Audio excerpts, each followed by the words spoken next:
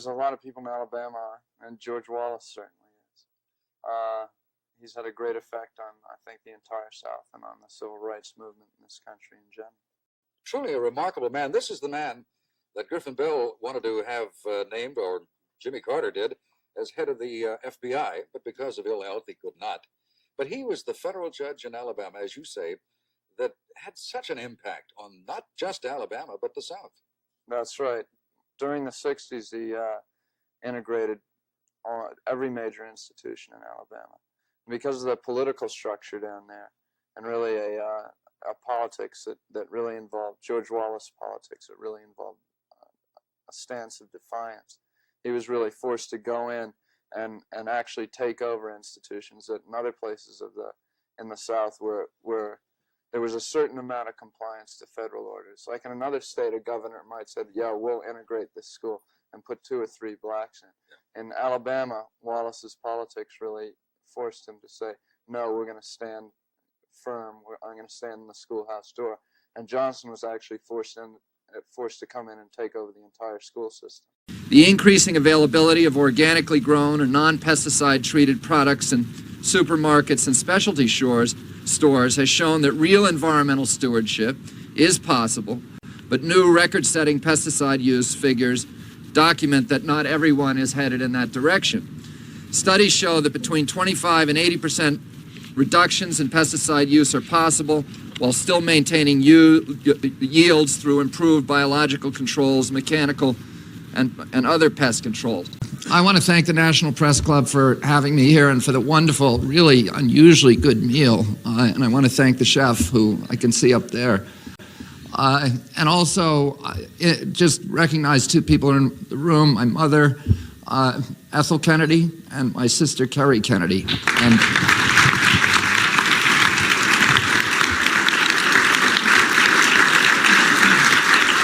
And they came here, they interrupted their morning activity, which was picketing Taco Bell for using slave labor to obtain its tomatoes.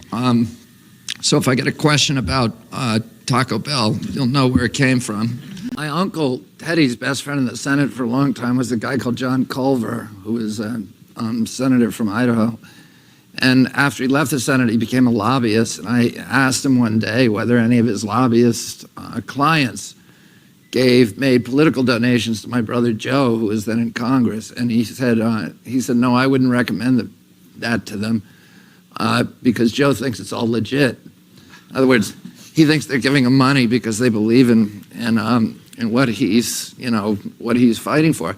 And that's what, to me, that was kind of the centerpiece of who Barry Goldwater was. He thought it was legit. He thought, he believed in something. He believed in this ideology, and he believed, as Professor Diggins said, that if you reduce the size of government, that you're going to increase personal freedom, and that then all these other great effects are going to follow. I'd like to just start by saying, Senator Worth, that during 25 years as an environmental advocate, this is probably the most heartening morning that I've ever had. To hear all these national leaders talking about solving these issues in a way that I think a lot of us have been talking about a long time. I'm on the board, in addition to working for NRDC and Waterkeepers, I'm on the board of one of the largest green tech venture capital firms in the country. One of our companies, BrightSource, on Thursday signed a contract with Southern California Edison to build a 1.3 gigawatt solar thermal plant in Southern California. 8 months ago, we signed another contract, the same company, with Pacific Gas and Electric for another gigawatt of solar thermal.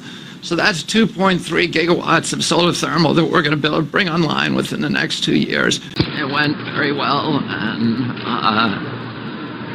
it was very, President-elect Trump was very thoughtful on the issue. He asked me to chair a commission on vaccine safety. Vaccine safety. Yeah. And scientific integrity.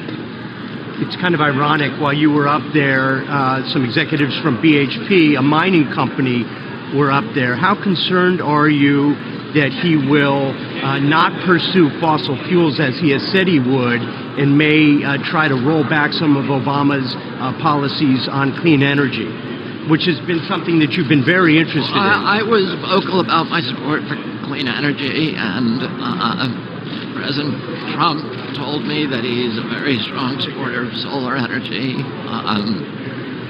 I'm going to be focusing on this issue for the White House. Finally, if I can ask you, how do you think your father, Uncle Teddy, President Kennedy himself would think about what is to be a President Trump? What do you think their thinking would be? Well, I think that, President Trump can be any kind of president that he wants to be. He's probably come into office less encumbered by ideology or by obligations than anybody that has been in political office who has won the presidency, at least probably since Andrew Jackson. I think we'll see what happens.